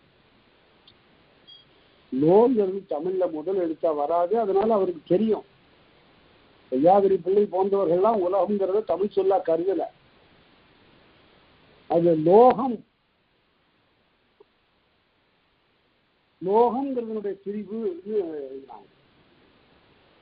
லோகம்ங்கிறது சமஸ்கிருத சொல். இது தமிழ் சொல் தான் என்று நாம் உரிமை கொண்டாடுவதற்கு ஒரு மொழி ஆராய்ச்சி தேவை. உலகம் என்பதில் உள் என்பது சுற்றுதல் என்ற பொருள் உடையது. வளைதல் சுற்றுதல் என்ற பொருள் உடையது உள் என்பது. ஒரு உலா வந்தான் என்றால் சுற்றி வந்தான் பொருள். அதிலிருந்து வந்தது உலகம். உலக்கை பாட்டு, உலக்கை புல், சுற்றி வந்து இடிப்பது அந்த காலத்துல. அப்போது பாட்டு பாடிக்கொண்டு வருவது.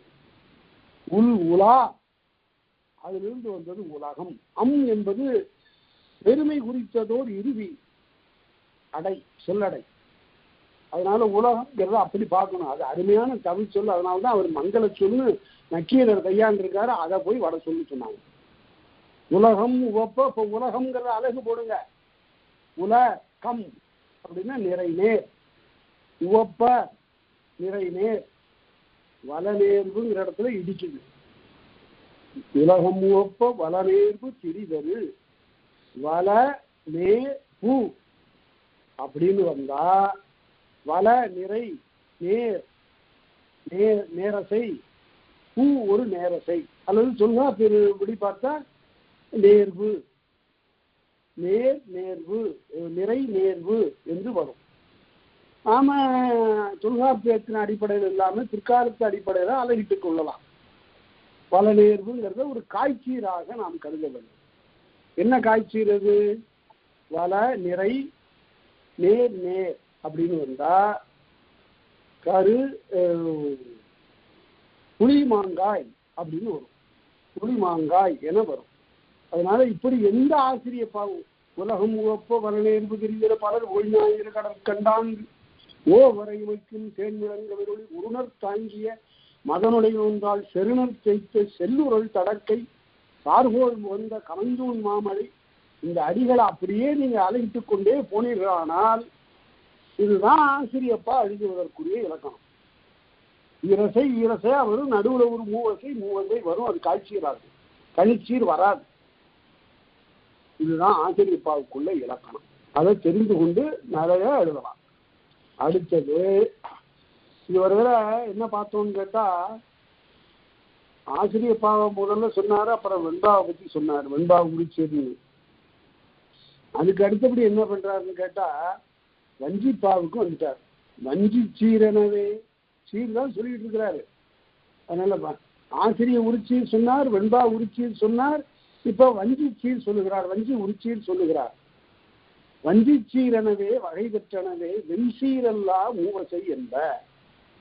அது வெண்சீர் அல்லாத மூவசை அப்படின்னா என்ன பொருள்னு கேட்டா, கடைசியில காய்க்கு மாறாக கனி சேர்ந்து விடுமானால் அது நிறைசை கடைசியில வந்துடும், அப்பதான் கனி வரும்.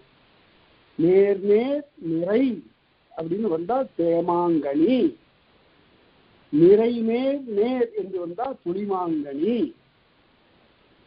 நேர் நிறை நேர் என்று நேர் நிறை நிறை என்று வந்தால் கூவிளங்கனி, நிறை நிறை நிறை என்று வந்தால் கருவிளங்கனி என்று வரும். அதனால இவ்வாறு வருவது கணிச்சீர். இந்த கணிச்சீர் என்பது வஞ்சிப்பாவுக்கு உரியது.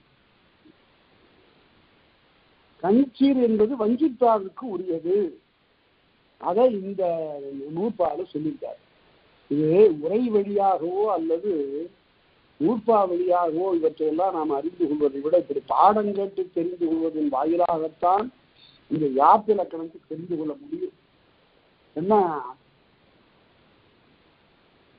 அதுல பாதிதான் தெரிந்து கொள்ளலாம், அதுக்கு பிறகு பின்பாதி எழுதி பார்த்து அதுல பயின்று தெரிந்து கொள்ளலாம். கொஞ்சம் முயற்சி இருந்தா போதும், எல்லாரும் நன்றாக எழுதலாம். அதாவது சுவருக்கு சுண்ணாம்பு அடித்துக் கொண்டிருந்த ஒரு தொழிலாளி 7வது வகுப்பு கூட படிக்கல, சம்பாதிக்கிறதுக்கு வழி இல்லை, சிக்கல்ல கோயில்ல சுவருக்கு சுண்ணாம்பு அடிக்க வரையான்னு கூப்பிட்டாங்க. வர்றேன் அப்படின்னு சொன்னோன்னே ஒரு நாளைக்கு சம்பளம் 3 அணா, அந்த காலத்துல 3 அணா சம்பளத்துக்கு சுவருக்கு சுண்ணாம்பு அடிச்சுக்கிறார். காசு கொடுத்த பிறகு சாப்பிடல, இந்த காசை வச்சுக்கிட்டு பசிக்குது, இருந்தாலும் தொடர்ந்து ஒரு 3 நாளைக்கு சுண்ணாம்பு அடிச்சா காசு கிடைக்கும். அதை வாங்கி கொண்டு புதுவைக்கு போகலாம், பாண்டிச்சேரி. அங்க ஒருத்தர் மீசக்காரர் இருக்காரு, அவர்கிட்ட போய் பாட்டு எழுத கற்றுக்கொள்ளலாம் என்று கருதி புரட்சி கவிஞர் பாரதிதாசனை பார்க்க வேண்டும் என்பதற்காகவே 3 நாள் சுவருக்கு சுண்ணாம்பு அடித்துவிட்டு காசை வாங்கி கொண்டு போன ராஜகோபால் என்பவர், சிக்கலை சேர்ந்தவர், நாகைப்பட்டினத்து ராஜகோபால் என்பவர் அங்கு போய் அந்த மலையை பார்த்தார், பாட்டு மலையை பாவேந்தரை பார்த்தார். அது அப்படியே பாட்டாகவே வாழ்ந்து கொண்டிருக்கிறது. எப்படின்னு கேட்டா, மாணவர்களுக்கெல்லாம் உட்கார்ந்து சென்னையில பாடம் சொல்லி கொண்டிருக்கின்ற போது மனைவி அங்கிருந்து என்ன சமையல்னு கேட்கிறாங்க. உடனே பையனை பார்த்து சொல்றாரு, தூண்டிலில் வரால் விடிப்பார் பெரும் தூணை ஒத்ததாய் 2 வாங்கு அப்படின்பார். அதற்கு பிறகு மனைவியை பார்த்து, பாண்டியனார் வாழையொத்த வாழை அதை நீ பக்குவமாய் வறுப்பாயே என்றார். அவ்வாறு அவர் எல்லாமே பாட. அதே போல சீட்டாட்டத்துல உட்கார்ந்தாருன்னா, எதிலும் சேருமாம் சீட்டு ஒன்று வந்தது எடுத்து ஆடினேன் என்னை ஏய்த்து விட்டு சென்றதுன்னு எழுதினார். அப்படி பாட்டா வாழ்ந்து கொண்டிருக்கூடிய அந்த பெருமகனை பார்த்த உடனே என்ன ராஜகோபாலுங்கிற பேரு அதை தூக்கி எறிஞ்சிட்டு சுப்பு ரத்தின தாசன் சுரதான்னு இருக்கார். அதனால இவ்வாறு இந்த பாட்டு ஒரு ஆழ்ந்தம் பயின்றதுனால அவருக்கு 7ஆம் வகுப்பு கூட பயிலாதவருக்கு என்ன அழகான கவிதைகள், அதெல்லாம் நம்ம பின்னால நிறைய பார்க்கலாம். எல்லாம் அருமையான இலக்கியங்கள், அவற்றை நிறைய பாடல்கள் நான் சொல்லுவேன். அதுல அருமையான ஓமைகள், அதுக்கு ஓமை களஞ்சியம். ஓமைகள் படிக்கும்போது நம்ம சுரதாவை பற்றி நம்ம நினைக்காம இருக்க முடியாது. அதாவது ஒரு பெண் நான் தலை குனிந்து உள்ளாங்கிறதுக்கு எத்தனையோ பேர் கொடி மாதிரி அவ வளைந்தாள்னு சொல்லியிருப்பாங்க, இன்னும் எத்தனோ ஓமைகள்லாம் சொல்லியிருப்பாரு. ஆனா சொன்னாரு, பிழிந்து விட்ட புடவை போல் குனிந்து கொண்டாள்னா. அது தண்ணீரோடு இருக்கும்போது அது அப்படியே நேரா நிமிர்ந்து நிற்குது, பிடிந்து விட்டா அதுக்கு பிறகு வளைஞ்சு விடுது. அதை பிடிந்து விட்ட புடவையை போல் குனிந்து கொண்டாள்னா. அவன் தான் இலக்கணத்தை சுத்தமா படித்தான். நேரசையே நின்றடங்கும் பெயரே கொண்டான். ஆய்ங்கிற ஒரு வள்ளலை பற்றி சொல்லுகிற போது, ஆய்ங்கிறத அழகு போட்டீங்கன்னா நேரசை தான், ஒரு நேரசை தான் வரும். ஆள் அப்படின்னா நேரசை, ஏன்னா நெடிலும் ஒற்றும் சேர்ந்தது நேரசை. நேரசையில் நின்றடங்கும் பெயரே கொண்டான் அப்படின்னு அவனை பற்றி எழுந்தார். யாப்பில் ரொம்ப தேர்ந்தவர். எனக்கு அவரு ஒரு காலத்துல என்னோட நெருங்கி பழகியவர், நான் அவரோட நெருங்கி பழகியோன்னு சொல்லுவோம், அதுதான் முறை. நாங்கள் 2 பேரும் சேர்த்து கும்பகோணத்தில் சுற்றாத தெருவே இல்லை. பல இடங்களுக்கு சென்று எதுக்காக போனோம், குருசாமி என்று ஒருத்தர் இருந்தார். அவரு வாயால் அப்படி திறந்தாருன்னு பாட்டா பாடுவார், எழுதவே தெரியாது, கையெழுத்தே வராது. பல்பொடி விற்ற குருசாமி தாஸ்ங்கிறவரு அங்கங்கே பல இடங்கள்ல போய் சந்தியில மக்களை எல்லாம் கூட்டி வாயால பாட்டு பாடுவாரு, டேப் அடிப்பாரு. அப்படியே நாங்க பார்க்கும்போது அவ்வளவு பெரிய ஆள் படுத்துட்டாருன்னு உடனே அதை பற்றி கேள்விப்பட்டு சுரதா சென்னையிலிருந்து வந்து என்னை அழைத்து கொண்டு போய் அவருடைய வீட்டுல 2-3 நாள் அவரோட சந்தித்து பேசி பல செய்திகளை அவரிடமிருந்து பெற்று கடைசியில அரசாங்கம் அவருக்கு மாதந்தோறும் ஒரு ஓய்வூதியம் கொடுப்பதற்கு ஒரு ஏற்பாடு செய்து கொடுத்தார் சுரதா. அது ஒரு வரலாறு, அது தனி, அது இருக்கட்டும். இப்ப வஞ்சி சீர் என்று சொல்லப்படுவது கனி என்ற வாய்பாட்டோடு முடிவது. தேமாங்கனி, புளிமாங்கனி, கூவிளங்கனி, கருவிளங்கனி, அதாவது எல்லாம் கனிச்சீரால நிறையசையால முடிவது என்று. இவையும் 64 ஆகும். கடைசியில எல்லாத்தையும் கூட்டி போட்டு எத்தனை சீர்னு சொல்ல போறாரு, அப்புறம் தலை எத்தனைன்னு சொல்ல போறாரு. இதெல்லாம் ஒரு பெரிய கணக்கு, அதை பின்னாடி பார்த்தோம். தன்பா அல்வழி தான் அடைகின்றே. இந்த வஞ்சி உரிச்சீர்ங்கிறது இருக்கு பாருங்க, அதாவது கணிச்சீர். இந்த கணிச்சீர் 4ம் ஆசிரியப்பா வெண்பா கலிப்பாக்கள் வாராது. இந்த 4ம் வாரா. கணிச்சீர் என்று சொல்லப்படுவது ஆசிரியப்பா வெண்பா கலிப்பாவில் வராது. ஆசிரியப்பாவுக்கு உரியது இயற்சீர், வெண்பாவுக்குரியது வெண்பா உரிச்சீர், கலிப்பாவுக்குரியது வேறு சீர். அதை பார்க்க போறோம் இனிமேதான்.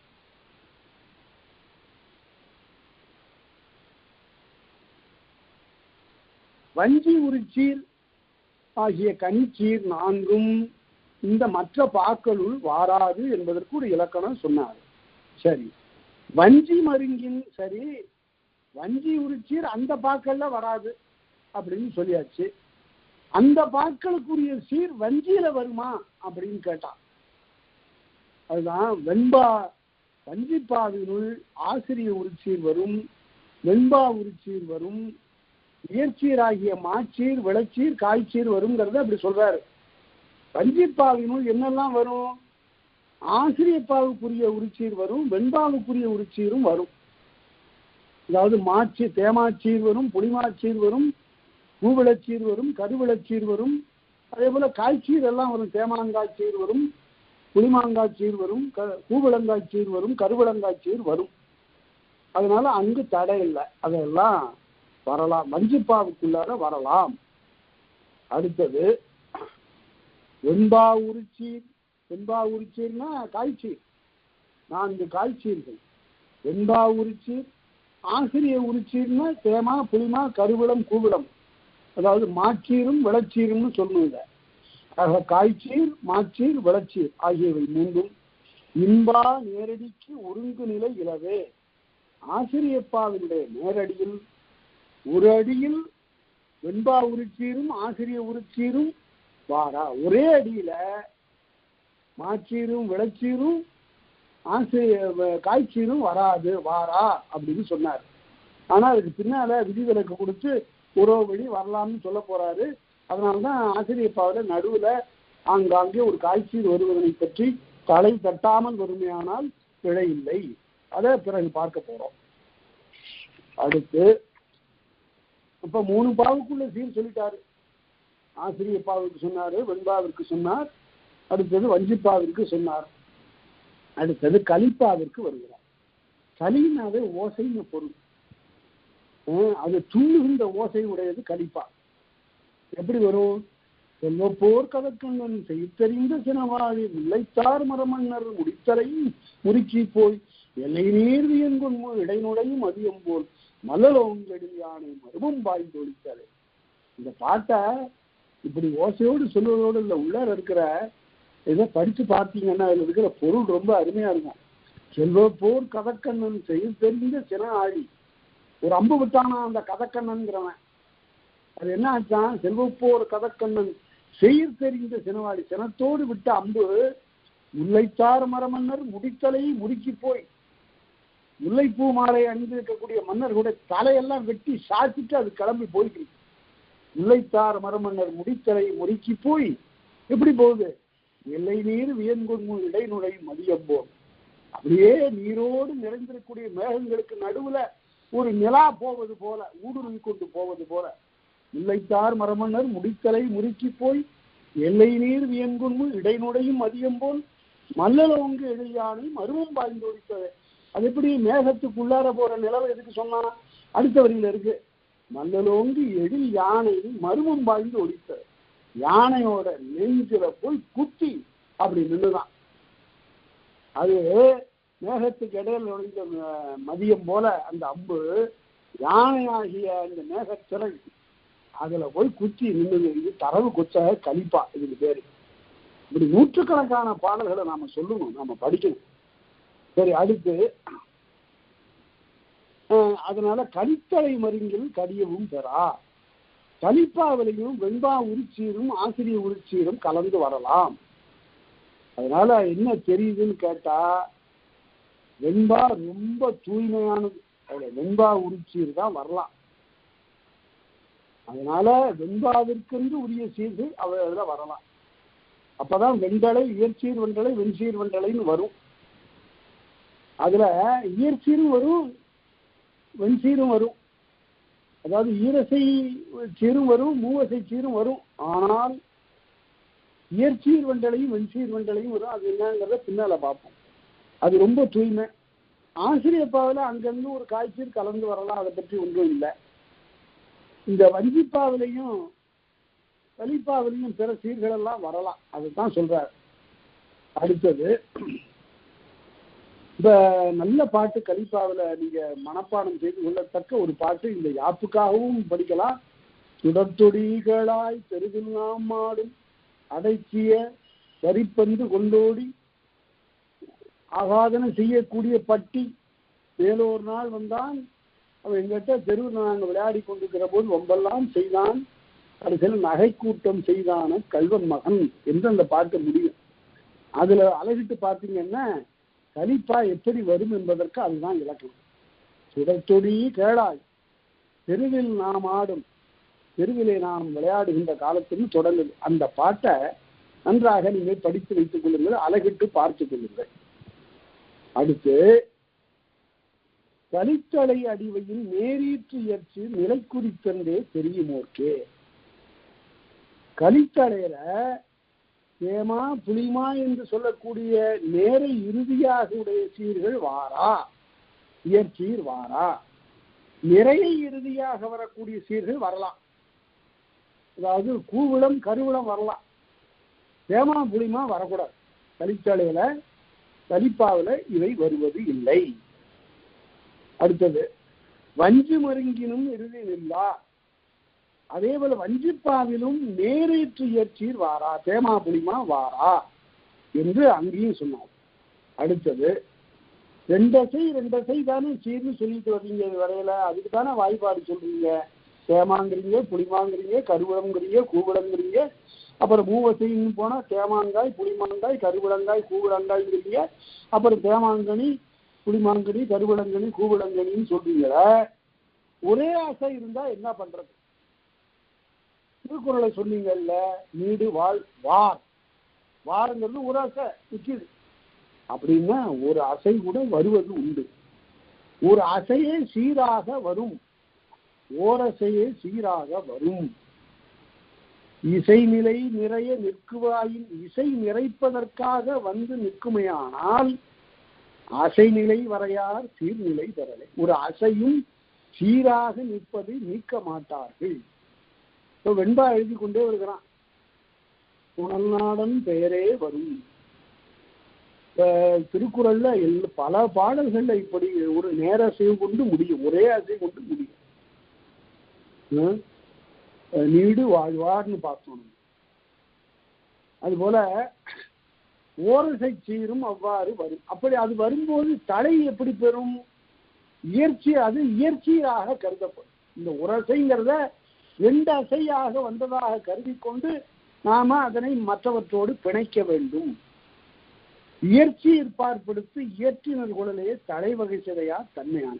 இந்த நூற்பாவை நாம அங்க விரிவா பார்க்க போறோம். தலை பற்றி சொல்லக்கூடிய இடத்துல தலைன்னு என்ன? 2 சீரை முடிச்சு போடுறோம். எப்படி? பிறப்புக்கும் எல்லா உயிர்க்கும் இருக்கு. பிறப்புக்கும்ங்கிறது ஒரு சீர், எல்லாங்கிறது அடுத்த சீர். இந்த 2ம் இப்படி சேர்ந்து வரலாமா, 2ஐயும் முடிச்சு போட்டா சரியா வருதான்னு சொல்லுவதுதான் தலை. அதை பற்றி பிறகு பின்னால என்னென்ன தலைகள்ங்கிறத பார்ப்போம். ஓரசையே சீராக நின்றால் அதனை ஈரசை கொண்ட இயற்சீர் என்று கருதி கொண்டு தலை வழங்குக அப்படின்னார். அடுத்தது நெய்சீர் ஈற்றசை நிறையசை இயற்றே. நேரசை இறுதியாக உடைய மூவசை சீர், அதாவது வெண்பாவுக்குரிய உரிச்சு இருக்கு பாருங்க. தேமாங்காய், புளிமாங்காய், பூவிளங்காய், கருவிளங்காய்னு 4 பேர். இந்த 4 காய்ச்சீருக்கு முன்னால அடுத்த சீர்ல, அடுத்து வருகின்ற சீர்ல முதல்ல நிறையசை வந்தால் என்ன நினைச்சு பாருங்க. காய்ச்சீருங்கிறது நேராக முடியக்கூடிய மூவசை சீர். காய்னு முடிவது நேர் என்று முடிகிறது. அந்த நேர் வருகின்ற சீர்ல இருக்கக்கூடிய இதுல நிறை என்று வந்துவிட்டா 2ம் ஒன்றுல, 2ம் ஒரே மாதிரியா இல்ல. 2ம் ஒரே மாதிரியா இருந்துட்டா அது வெண்பாவிற்குரியது. ஆனா இப்படி மாறி வந்தால் அது கலிப்பாவிற்குரிய கலித்தலை. தாய் முன் நிறை வந்தால் கலித்தலை வச்சுங்க. அதே போல் தாய் முன் நிறை வந்து விட்டால் அது கலித்தலை என்று ஆகும். எங்க பார்க்கறது? கலித்தொகையில எந்த பாட்டுல வேணாலும் பார்க்கலாம். அரிதாய அரணெய்தி அருளியோர் கழித்தலும் பெரிதாய பகை ஒன்று வேணாரை தெருதலும் புரிவமறு காதலில் பாட்சியும் தருமன வருவர்கள் வயங்களாய் வலிப்பொழியான் கேளினி. அருமையான பாட்டு. என்ன நம்முடைய பண்பாடெல்லாம் அதுல விளங்கக்கூடிய ஒரு பாட்டாக அந்த 9வது பாட்டு கலித்தொகையில இருக்கிறது. அதை பார்க்கலாம். அடுத்தது ஆசிரியப்பாவில் அதே போல வெண்சீர் வரும். வெண்பாவிற்குரிய உரிச்சீர் ஆசிரியப்பாவில் வரும். சொன்னால நான் நடுவில் நான் எழுதியிருக்கிற ஆசிரியப்பாவில் நடுவில் ஒரு காய்ச்சீர் வந்திருக்கும்னு சொல்லியிருக்கேன்ல, அதுதான் இங்க சொல்றாரு. இன்சீர் இசைய வருகுவதாயின் ஆசிரியப்பாவிற்கு உரிய வகையில இசைந்து வருவதென்றால் தலைவகை சிதையா தன்மையான தலை சிதையாமல் வர வேண்டும். அதுக்கு பேர் தான் இயற்சீர் வந்தலை. 2 சீர் கொண்டு வரக்கூடிய சீர்கள்ல மாமுன், இப்ப மாமுன் நிறையும் விளமுன் நேரும் வந்தால் இயற்சீர் வந்தலைன்னு பின்னாடி படிக்க போறோம். அது அடுத்த வகுப்புல மிக விரிவாக விளக்கி அந்த தலையை சொல்ல போறேன். எடுத்துக்காட்டுக்கும் ஒரு பாட்டு சொல்ற. அந்த மாதிரி நாம பார்க்கும்போது ஈரசை சீராகிய ஆசிரிய உரிச்சீர் மூவசை சீர்களே பயிலுகின்ற வெண்பாவில் வரலாம். ஆசிரியப்பாவில் அந்த மூவசை சீர் வரலாம். ஈரசை சீரே பயிலக்கூடிய ஆசிரியப்பாவில் வெண்பாவிற்குரிய மூவசை சீர் வரலாம் என்று சொல்லுகிறார் இந்த பாட்டுல. எப்படி எடுத்துக்காட்டு பார்த்தீங்கன்னா, தமிழ் தலை மயங்கிய, தமிழ் தலை அப்படின்னு பார்த்தீங்கன்னா நிறை நிறை, மயங்கிய நிறை நேர், நிறை நிறை, மயங்கிய நிறை நிறை.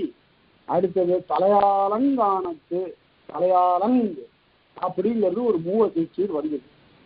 அதை அழகிட்டீங்கன்னா காய்ச்சீர். அது அது என்ன காய்ச்சி? தலை, நிறை, யா, நேர், லங், நேர். அதனால நிறை, நேர், நேர், பூ, விளங்காய். அதனால அங்க காய்ச்சீர் ஒன்று வந்தது. ஆசிரியப்பாவில் நடுவில் இவ்வாறு காய்ச்சீர் வரலாம். அதுக்கு அந்த காய்ச்சீருக்கு பேர் வெண்சீர், வெண்பாவிற்குரிய சீர். அந்த வெண்சீர் வரலாம் என்பதற்கு எடுத்துக்காட்டு காட்டினாரு. தலையால ஒரு புறநானூற்றுல 19வது பாட்டுல இமிழ்கடல் வளைய ஈண்ட அகன் கிடக்கை தமிழ்களை மயங்கிய தலையாளன் காணத்து அப்படின்னு சொல்றார்.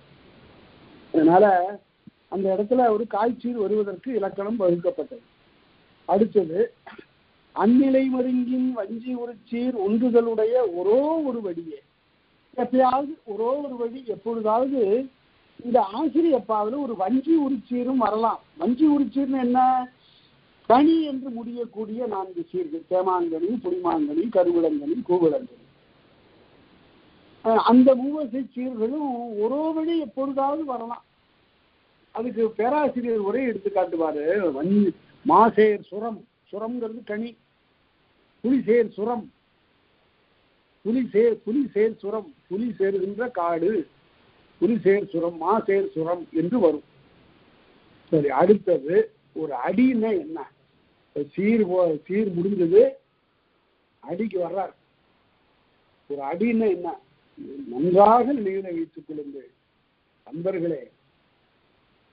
உரைநடையில் எழுதுகிற போதுதான் வரி என்று சொல்ல வேண்டும். இந்த கட்டுரையில 15 வரி இருக்குன்னு அங்க சொல்லலாம்.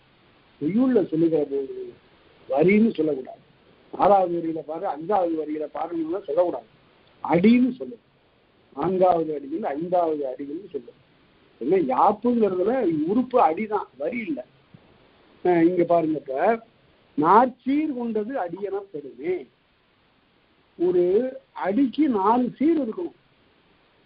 5 சீரெல்லாம் இருக்குங்கிறத பத்தி எல்லாம் பிறகு பார்ப்போம். ஒரு அடியில 4 சீர் இருக்கும். அப்படி இருந்தா அந்த அடிக்கு பேர் என்ன அப்படின்னா அளவடி அல்லது நேரடி. 2 பேர் இருக்கு, அளவடி, நேரடி சொல்லுங்க. நான் சொன்ன 9வது பாட்டு கலித்தொகையில அரிதாய அறநீதி அருளியோர்க்கு அளித்தலும் 4 சீர். அடுத்த வரி பார்த்தீங்கன்னா பெரிதாய பகைவென்று பேடாரை பெறுதலும் 4 சீர். இப்படி ஒரு அடிக்கு 4 சீராக வருவதற்கு பெயர்தான் அளவடி அல்லது நெடிலடி எனப்படும். அடி உள்ளவையே தலையோடு தொடையே. இந்த நாற்சீர் அடிக்கு தான் தலையும் தொடையும் வரும். தலை என்பது 2 சீருக்கு இடையில இருக்கக்கூடிய இணைப்பு. தொடை என்பது அப்படித்தான், எப்படி தொடுக்கப்படுவதுங்கிறது. என்ன எழுத்து எப்படி இணைந்து வரும், என்ன சீர் மற்ற சீரோடு இணைந்து வரும் என்று சொல்லுவது தொடை, தொடுக்க பெறுவது. அதனால இவையெல்லாம் நாற்சீரடிக்கு உரியனங்கிறத அடுத்த நூற்பாடு சொல்றார். அடியிறந்து வருதல் இல்லைன முடிவ. நாற்சீரடியை தாண்டி இந்த தலை தொடை வருதல் இல்லை அப்படின்னு காட்டினார். அது விரிவாக பின்னால நாம 13,708 தொடைகளை பற்றி பார்க்க போறோம். அங்க பார்க்கலாம். அடியின் சிறப்பே பாட்டனப்படுமே. பாட்டுக்கு சிறப்பு என்னன்னு கேட்டா ஒரு அடிதான். ஒரு அடியை கொண்டுதான் பாட்டு. ஒரு நுட்பமான செய்தி நான் முன்பே சொல்லியிருக்கிறேன், மறுபடியும் நினைவூட்டுகிறேன். உலகலாம் நினைந்தோதற்கரியவன், பாட்டு சரியா எழுதணும். உலகலாம் நினைந்தோதற்கரியவன் இல உலாவிய நீர்மறி வேலியின் அழகிற்சோதியன் அம்பலத்தாடுவான் மலர் சிலம்படி வாழ்த்தி வணங்குவான். அளவடி தானே இது. 4 சீர் வந்தா அளவடி தான். ஒரு பாட்டுல 4 அடி வந்திருக்கு, ஒரு அடியில 4 சீர் வந்திருக்கு. அப்ப 16 சீர் வந்துருச்சு. அருமையா இருக்கு. இந்த பாட்டுல யாரும் காணாத ஒரு புதிய நயத்தை கண்டார் ஒரு பெருமகனார். அவர் தமிழாகவே வாழ்ந்தவர். எனக்கு அவரோடு சின்னால் பழக்கம்.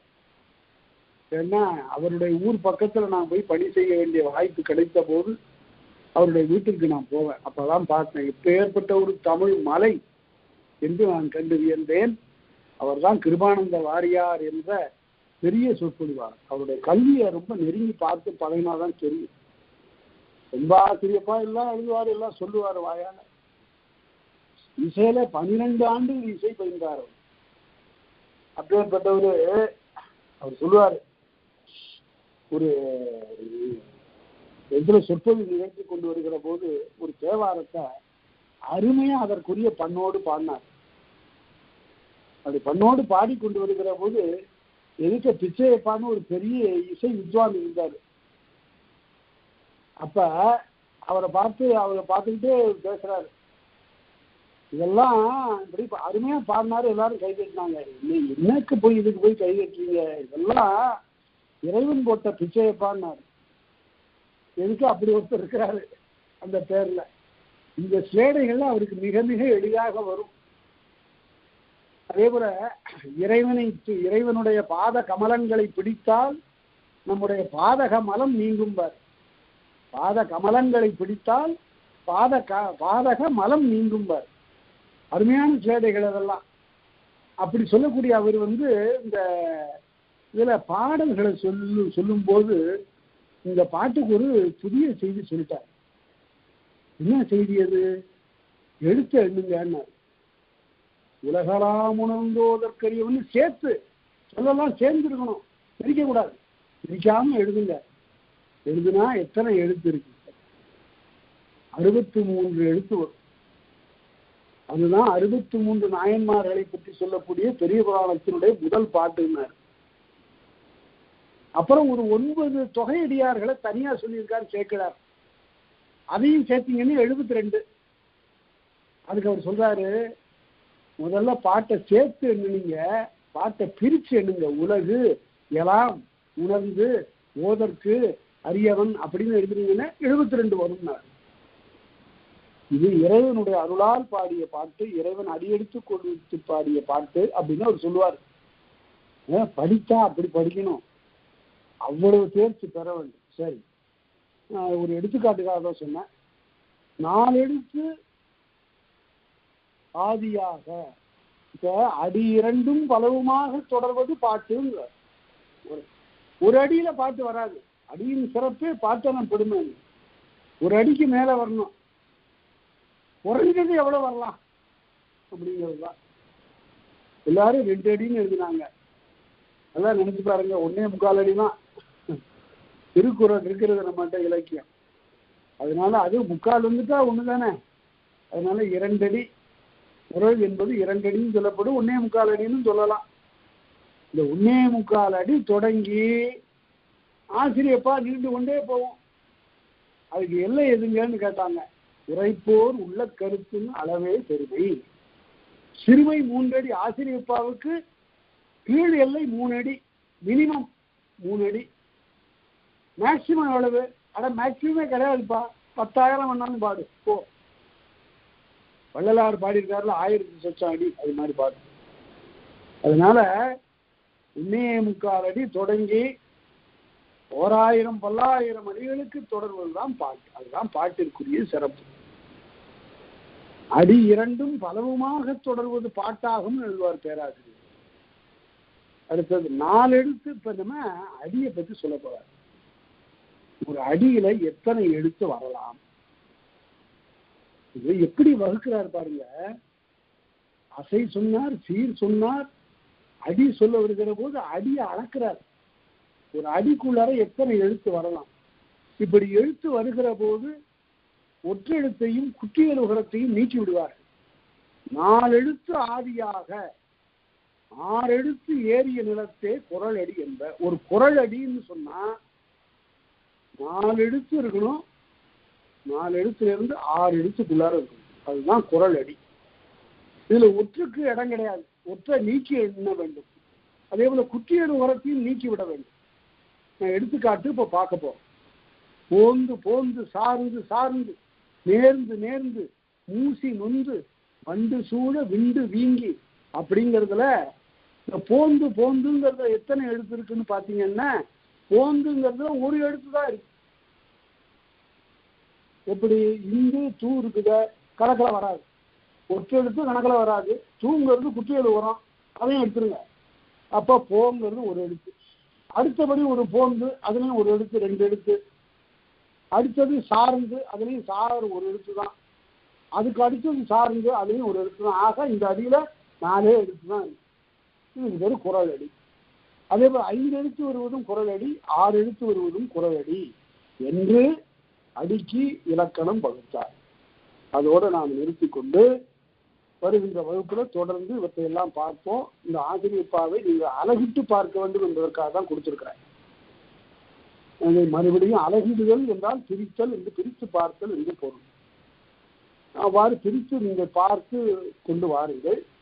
ஐயம் இருந்தால் எனக்கு மின்னஞ்சல் அனுப்புங்கள் என்று கேட்டுக்கொண்டு உங்களுடைய அன்புக்கெல்லாம் நன்றி கூறி விடைபெறுகிறேன். நன்றி, வணக்கம்.